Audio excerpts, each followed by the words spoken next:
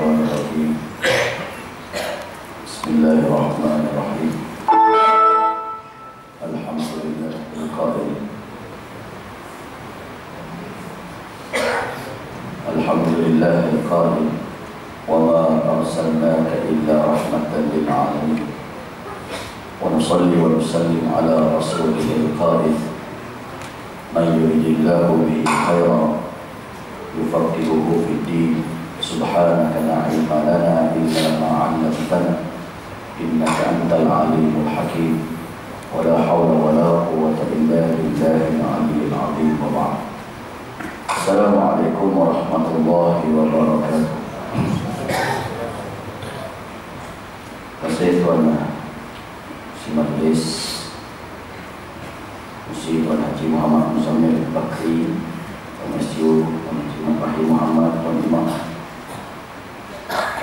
Tuan Bila, Tuan Siap di Surau Tuan Kuasa, serta seluruh staf pimpinan Surau Al-Ikhwan, tuan-tuan, puan-puan, muslimin muslimat, adik-adik yang rahmati Allah Subhanahu wa taala sekalian.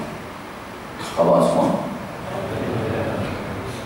Pertama dan selama kita merapatkan setinggi kesyukuran kehadrat Allah Subhanahu wa taala kerana pada malam yang berbahagia ini dapat sama-sama kita berhimpun di surau ini untuk sama-sama kita menghadiri majlis ilmu. Tuan-tuan, 31 hari bulan 12 yang lalu saya touchdown daripada melakukan umrah ke Malaysia. Sampai di Malaysia 31/12. Lawatan ke umrah biasanya tuan-tuan pasti akan menziarahi Madinah Al-Munawwarah.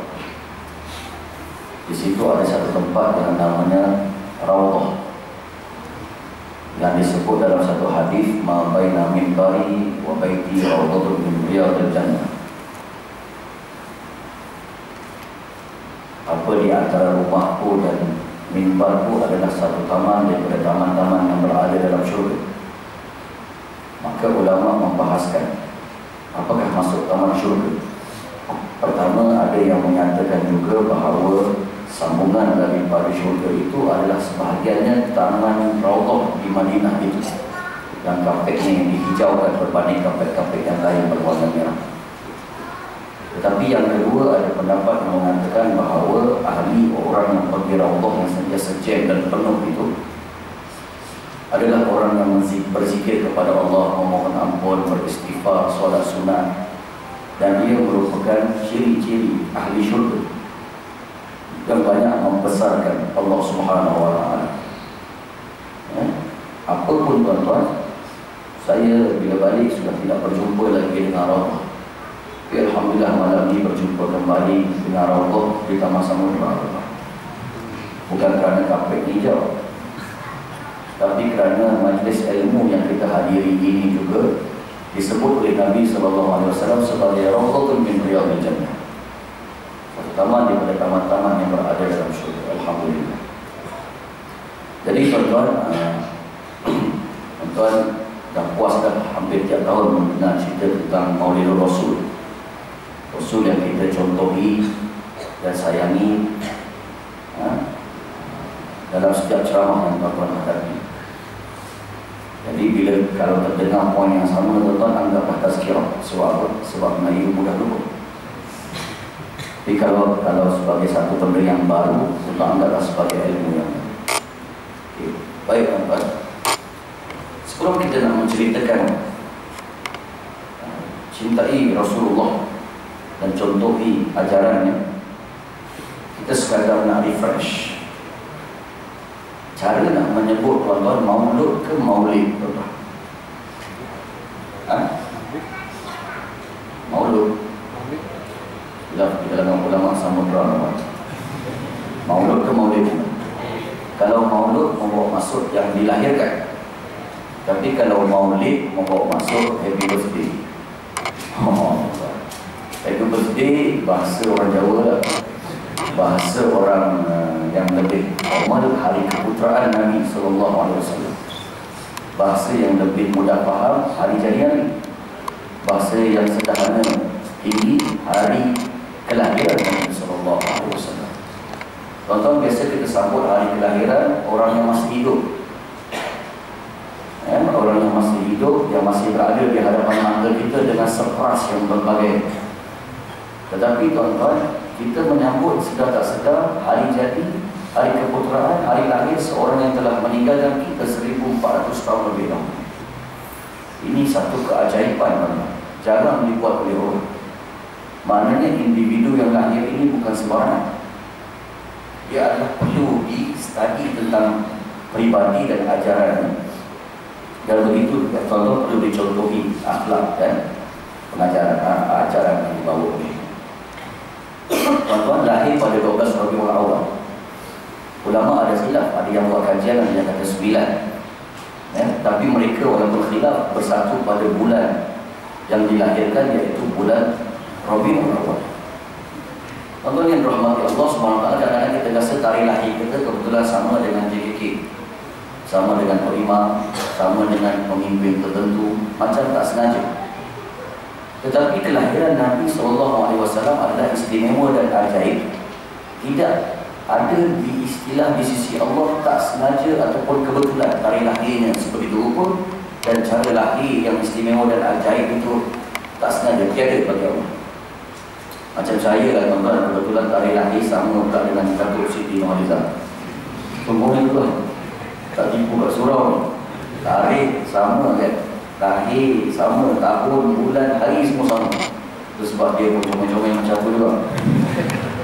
Surau. Kadang-kadang kita rasa tidak sengaja, tetapi tuan-tuan, Allah masih menyengajakan tarikh lahirnya pada Rabiul Awal. Siapa yang pernah pergi negara 4 musim, sama ada belajar di sana, melancong ataupun melihat dokumentari, tuan-tuan, bila sampai musim yang pertama, namanya musim salji. Musim salji ini sejuk, turun salji. Saya tidak tahu masa belajar kat Jordan dulu main salji lah tuan. Kalau saya nak lentong Mama Samudra yang saya dah sampai, mereka mudah lah tuan ambil gambar. Main dengan snowman sikit, pacak bendera Malaysia, bendera Amerika, mesti orang kata Amerika. Rupanya belakang rumah. Musim sejuk ini disebut dalam bahasa Arab Ash-Shita. Apa dia tuan? Nabi tidak dipilih untuk lahir pada musim ini. Bila sampai musim yang kedua, namanya musim panas. Jiran tempat saya belajar tu Iraq, tuan-tuan, dia boleh cecah sampai 50 darjah Celsius. Punya panas, tuan-tuan. Tak jalan raya boleh mencair. Kerajaan Iraq biasa bagi cuti lah, tuan-tuan. Tak larat nak keluar. Kalau terpaksa keluar pergi pasar, beli kangkung dan sebagainya, terpaksa keluar pada malam hari, siang hari tak ada. Dan kalau perempuan terpaksa nak keluar juga siang, kena pakai payung dan tampal muka dengan UV light protection. Takut muka balik gelap hitam. Musim panas ini tuan-tuan, siang jadi pendek. Siang jadi panjang, malam jadi pendek. 3:30 pagi, ke 4 dah subuh. Bapa Arab suka tidur lepas subuh, malam dia tak boleh tidur kan. Boleh. Ramai juga Arab tak senonoh, tuan-tuan, minta maaf tidur malam pakai spender. Tapi saya tak masuk dalam bayangan lebih-lebih. Musim panas ini dalam bahasa Arab disebut sebagai as-soif. Apa dia? Nabi tidak dipilih lahir pada musim ini. Tuan-tuan, bila sampai musim yang ketiga, tuan-tuan, namanya musim luruh. Pokok-pokok bertukar menjadi kelabu, daripada kelabu bertukar jadi coklat, coklat bertukar menjadi semakin layu. Akhirnya tinggal ranting-ranting kayu. Bila sampai ranting kayu, tuan-tuan, cuaca masa itu masih lagi sejuk. Ada kawan saya seorang, dia tak jaga kesihatan, tuan-tuan. Dia tak pakai baju panas, dia tak ada jangkitan, tak paru-paru dia berlari. Moga-moga Allah cucuri rohnya di alam sana. Musim sejuk atau luruh ini dalam bahasa Arab disebut kharif. Apa dia? Bukan khuruf, tuan-tuan. Kalau khuruf terus bawa masuk kambing, tak tahu lah malam ni kambing apa. Tapi tuan-tuan, ini kharif. Kharif bawa masuk musim luruh. Nabi juga tidak dipilih untuk lahir pada musim ini, tuan-tuan. Tapi satu lagi musim yang perlu disebut adalah musim yang orang Jawa sebut musim spring. Musim ini, tuan-tuan, adalah musim bunga, yang bunga tidak perlu ditanam, tumbuh dengan sendirinya. Berbagai warna, tuan-tuan, merah, biru, kuning, kelabu tai anjing, semua ada, tuan-tuan. Pemandangan pula cantik. Kalau orang muda cakap, bukan setakat cantik, menarik, tertarik, kau memang debong. Memang cantik, tuan-tuan. Cuaca pula tuan-tuan memang ya Allah, nak kata panas tak panas, nak kata sejuk tak sejuk, just nice. Pada musim inilah tuan-tuan Pak Arab gila nak berkelah. Inilah peluang musim beberapa bulan untuk cari waktu yang cuaca sepoi-sepoi bahasa, pemandangan indah. Dekat Tasik jadi taman bunga apatah lagi, tapi longkang pun disambung. Tuan-tuan, musim bunga ini dalam bahasa Arab disebut sebagai Rabi'ah. Boleh? Rabi' bagi berebut. Rabi'ul awal, Rabi'ul akhir, ataupun Rabi'ul awal, Rabi'ul tsani. Rabi'ul awal ni musim bunga baru nak mekar, tuan-tuan. Cantik, mekar, segar, segala lah. Tapi kalau Rabi'ul akhir, dia dah nak layu, nak bertukar musim kepada musim yang seterusnya. Pada musim Rabi'ul awal ini tuan-tuan, musim bunga ni Nabi sengaja dipilih oleh Allah, lahir dengan penuh kedahsyatan dan kehebatan musim, nak menunjukkan ajaran yang dibawa oleh Nabi dan akhlak yang dibawa oleh Nabi, cantik seperti mana cantiknya musim bunga. Ini tak sengaja tuan-tuan, disengajakan. Bahkan tuan-tuan, yang mengiringi kelahiran Nabi ada beberapa peristiwa. Bak kata lagu kumpulan Rehan, terpadam api di biara Majusi, runtuhlah istana Kisra Parsi, Makkah diterangi cahaya putih, tanda lahir Nabi anak yatim. Yuk tu fit kumpulan Rehan tuan-tuan. Ketika mana tuan-tuan Nabi lahir, api di biara ataupun di kuil Majusi ribuan ratusan tahun tak mati, tak padam. Dia tak padam, tiba-tiba terpadam dengan kelahiran Nabi SAW. Seolah-olah pengaruh agama Majusi akan padam dengan kelahiran Nabi SAW. Istana Kisra Parsi, tuan-tuan, Kisra yang dia punya pemerintahan Byzantine, agama Kristian, yang mempunyai istana-istana yang lebih legend daripada gambar itu pejabat je lah kot. Itulah sempat gambar yang aku. Tapi tuan-tuan, gambar istana dia tiang-tiang rombon dia yang legend dan besar. Tiba-tiba Anjung Seri dia tak ada taufan hayat, tak ada skala Richter, tak ada gempa bumi. Untuk tuan-tuan mengiringi kelahiran Nabi, nak menunjukkan agama Kristian juga akan runtuh dan hapus dengan kelahiran Nabi SAW. Makkah diterangi cahaya putih, bukan spotlight tuan-tuan. TNT zaman tu pun tak ada lagi. Tapi tiba-tiba Makkah terang. Pasal apa terang ni? Nak menceritakan bahawa Nabi juga membawa cahaya keterangan daripada kegelapan jahiliyah di Makkah, dan lahirlah insan yang istimewa bernama Muhammad. Tuan-tuan, adakah semua benda ini tak disengajakan tentang kelahiran istimewa dan ajaib start daripada musim bunga dengan kejadian-kejadian yang mengiringi ajaib itu? Adakah tak sengaja kan?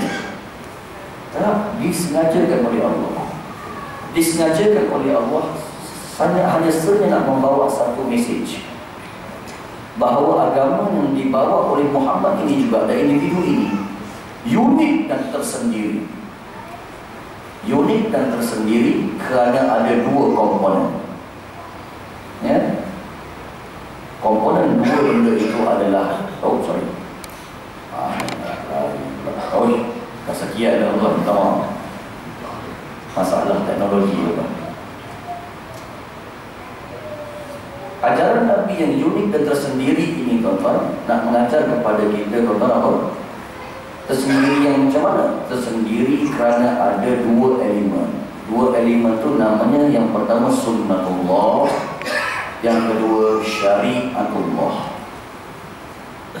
Yang kat depan saya pilih tak? Apakah dia sunnatullah dan syariatullah tuan-tuan? Bahasa mudahnya sunnatullah ni saintifik, hukum duniawi yang perlu dipatuhi. Yang kedua syariatullah, hukum ukhrawi yang patut dipatuhi.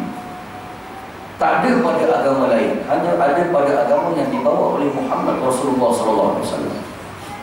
Tuan-tuan, saya jelmakan indah dan uniknya agama Islam yang dibawa oleh Muhammad ini bersempena dengan Rabi'ul Awal, musim bunga dan kejadian pelik pada sebuah cerita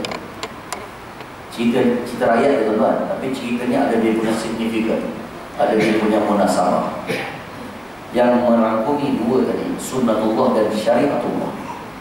Ada seorang tu namanya Haji Ali.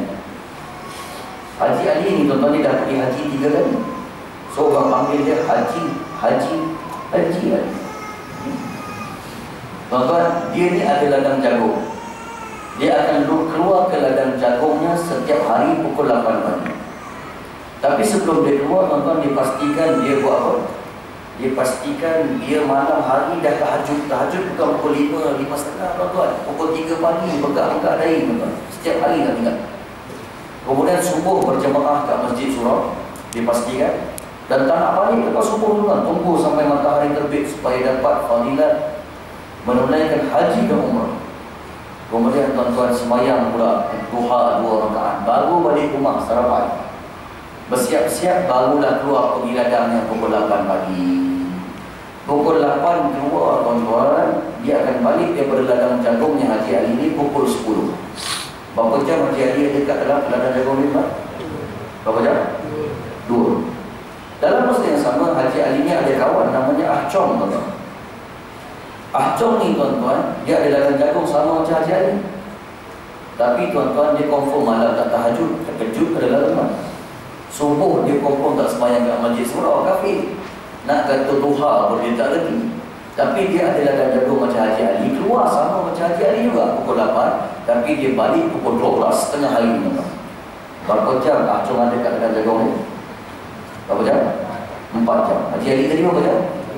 2 jam. Setelah 4 bulan, tuan-tuan, waktu yang sesuai untuk menuai jagung. Ladang jagung siapakah yang menjadi ladang? Haji Ali kah? Ah Chong kah? 3 saat dia sekarang. Tak bagi jawab sama. Haji Ali ke Ah Chong? Ah Chong. Dia jawab Haji Ali kan. Ada kata Ah Chong, mana satu ni khilaf di kalangan ulama sama juga kan? Haji Ali ke Ah Chong, tuan-tuan? Ah Chong. Jawapannya Ah Chong lah. Sebab Ah Chong mengikut sunnatullah, Islam dari sudut kerjanya. Kan? Masa mudahnya, tuan-tuan, Haji Ali malas 2 jam je kat ladang. Ah Chong rajin 4 jam. Orang yang baca buku banyak, adik-adik, dia lah yang dapat banyak dan pandai. Orang malas baca buku, banyak main game, banyak main bola, tak pandai lah dia. Haji Ali, tuan-tuan, dia ketuk kepala, ya Allah, rupanya aku malas. Barulah dia tersedar, tuan-tuan. Keluar 2 jam kat ladang jagung, dia balas balik 5 jam dekat kedai kopi. Bertukar-tukar kopi, tuan-tuan. Repot dengan kawan, tak bangun-bangun nak tunggu siapa bayar. Habis kopi jantan, tukar pula kopi power. Habis kopi power, tukar lagi kopi janda. Habis kopi janda, kopi tonan pun pajian sama. Sambil tolak buah dam. Dalam buah dam ni, tuan-tuan, main dam haram. Sebab bunuh haji. Sebelum naik haji makan satu, dia tak tengok dah naik haji juga. Ada serban satu kat kepala atas. Mengundur makan, kau bunuh kau balik. Patut dah naik haji lagi tawaduk. Ni dah naik haji lagi huru-hara, tuan-tuan. Sampai pula Haji Ali tadi tengok WWE Smackdown. Mana nak dapat, tuan-tuan? Itu sebab, tuan-tuan, kena ikut sunnatullah. Kita ambil cerita yang real. Tuan-tuan, Rasulullah ni siapa? Habibullah, kekasih Allah, betul ya? Kalau nak ikut kekasih Allah, apa Allah nak susahkan Nabi 13 tahun kat Makkah? Tolong je lah, kan kekasih Allah. Tapi apa usaha yang Nabi tak buat, tuan-tuan, untuk menjadikan Islam berada di persadaran? Allah kata, Inna Allah la yughayyiru ma biqawmin hatta yughayyiru ma bi anfusihim. Allah tidak akan ubah nasib satu kaum, termasuk wahai Muhammad, sehingga kau mengubah nasib kau dan diri kau sendiri dan kaum kau sendiri. Tuan-tuan, ambil contoh hijrah. Apa yang Nabi tak buat? Unta 2 ekor sebelum berhijrah 2 bulan dah aim dah unta mana nak naik. Dah rancang Buasur mana nak transit, iaitu Buasur. Dah rancang dengan kautin dengan seorang kafir yang bernama Abdullah bin Quraikid. Tapi kafir yang boleh pakai, tunjukkan jalan pintas yang dekat dengan pantai menuju ke Madinah. Dah rancang. Dah rancang juga siapa yang akan menggantikan tempat tidur Rasulullah, iaitu Sayyidina Ali. Dah rancang juga siapa yang akan bekalan makanan ketika mana 3 hari berada dekat gua tu. Dan tak ada advantage walaupun kekasih Allah. Bahasa mudahnya macam ni lah tuan-tuan. Itu sebab kadang-kadang orang lepas ceramah nak minta saya buat air tawar untuk anak dia cerah hati, aku tak bagi. Saya cakap dia ni Kak, rajin baca buku lah, rajin buku ulang kaji lah, kuat main game lah. Kalau kuat main game, tak rajin pegang buku, aku tak bagi. Sebab dia tak mengikut sunnatullah. Bahasa mudah macam ni lah tuan-tuan. Katalah seorang kafir Cina, dia ni tuan-tuan pandai mengurus, baik hati, jujur, amanah, boleh pakai kata-katanya. Itu Cina ni, tak tahajud, tak semayang duha, tak semayang subuh, apa semua. Tapi seorang lagi Melayu tuan-tuan, mengaku Islam lah, pakai sokok apa semua tinggi lah. Kemudian tuan-tuan tak pandai mengurus, baca amanah, main berzina tuan-tuan, berkawan dan bersubahat buat dengan orang jahat. Tuan-tuan nak pilih mana tuan-tuan? Nak pilih Melayu tadi ke Cina tadi? My God, aku tanya ni, tak nak jawab? Tak nak jawab, saya bagi yang kedua tuan-tuan. Kalau tuan-tuan rosak kereta tuan-tuan, perlu hantar repair. Tuan-tuan percaya hantar repair kereta dekat Cina ke Melayu? Jujur, jangan tipu. Ni surau ni. Cina ke Melayu tuan-tuan? Cina, nasib baik tak menipu. Hantar kat Cina tuan-tuan, janji 3 hari, 2 hari dah siap. Lepas tu buat pula bagus, tak perlu hantar repair semula. Kemudian tegur sikit, dia tak boleh hati, tak tarik muka. Tak apa mah, tak apa mah, biasa. Cuba hantar kat Melayu, janji 5 hari, seminggu tak tentu siap. Kemudian dah siap pula, buat tak seronok, perlu hantar repair balik. Kemudian harga nak tinggi, tak tegur sikit, tarik muka. Tarik muka. Ni ke Islam. Itu sebab tuan-tuan, dalam kes yang pertama tadi, Haji Ali walaupun bengkak-bengkak dahi tuan-tuan, walaupun subuh tak tinggal, buha package, tapi dia telah melanggar sunnatullah, dia tetap tertinggal. Bila Haji Ali tepuk kepala tuan-tuan, Allah, aku punya malas, dia pun insaf, dia nak bertukar menjadi rajin sempena Maulid Rasul yang baru dan 2014. Dia pun berazam keluar pukul 8 balik pukul 12 macam Ascom juga. Tapi biasa malam package, pukul 3 tahajud, subuh masjid surah, duha package dia tuan-tuan. 4 bulan yang berikutnya lagi tuan-tuan, dalam jarum siapa pula yang menjadi Haji Ali kah? Ahcom kah? 3 saat dia sekarang. Jadi kah Ahcom tuan-tuan? Jawapannya Ahcom tuan-tuan. Sebab aku tak boleh cerita lagi. Tuan-tuan, rupanya tuan-tuan, Haji Ali guna teknologi bopak kampung sekarang, teknologi lama. Tapi Ahcom dia guna teknologi bopak Gangnam Style, K-pop, tuan, Korea dan Jepun. Tetapi Haji Ali pula guna baja pula, baja cap ayam. Tetapi Ahcom guna baja yang mahal. Tuan-tuan, Haji Ali pula guna racun cap kangkung. Sedangkan Ahcom guna racun pula, racun yang mahal, pasta 15 kan. Ada macam siapa tu jadi tuan-tuan? Haji Ali ke Ahcom? Ahcom lah tuan-tuan. Mana ada jalan seikat tuan-tuan?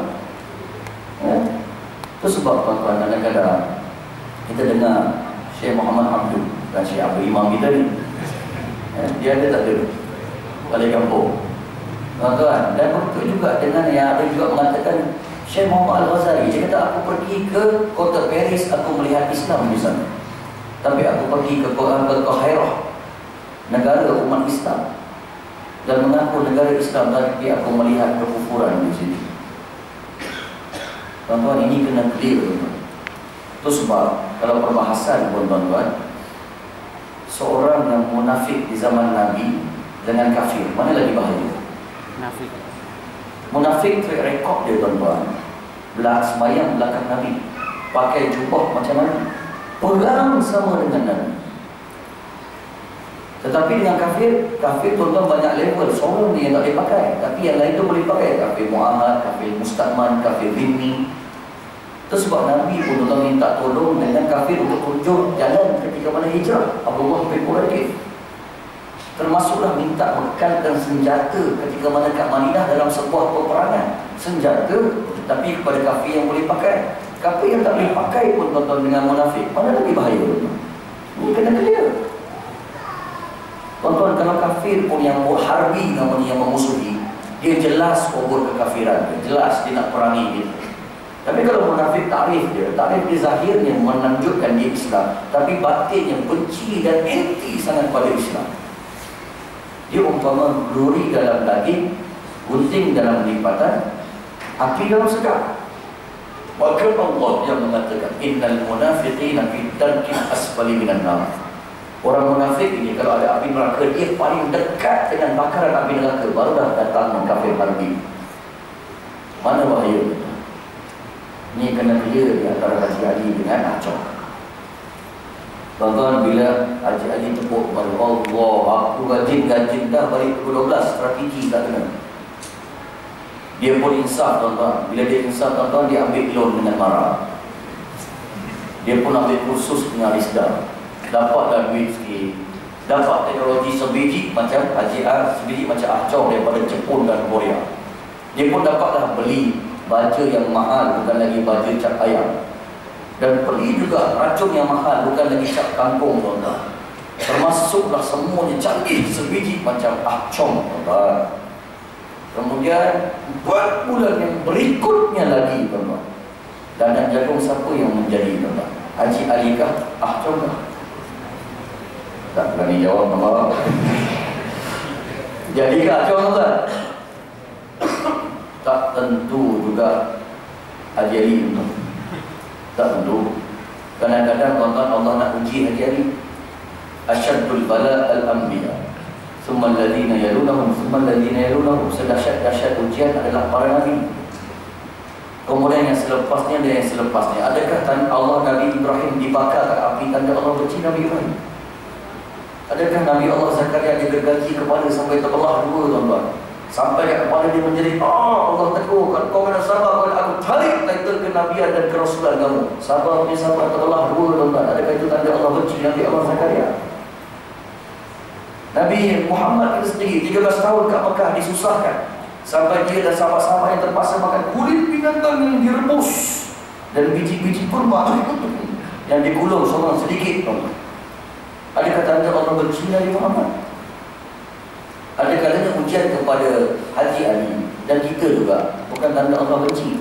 Nak naikkan martabat di sisi Allah ataupun nak mengampunkan dosa. Tapi biasa dalam kes yang ketiga tadi, Haji Ali lah ada advantage. Sebab dia ada komponen yang nombor 2, syariatullah, adanya ukhrawi, adanya kebergantungan pada Allah yang Acong tak ada. Tuan-tuan, setelah mana Haji Ali dibuat betul, dia buang kata Nabi, ya Allah, aku telah berusaha seperti mana yang Islam ajarkan ya Allah, itqan dan bersungguh-sungguh dan berstrategi ya Allah, seperti mana Nabi pun juga. Sekarang aku merampakkan sembah, memohon kepadamu agar kau menjaga ladang jagungku ya Allah,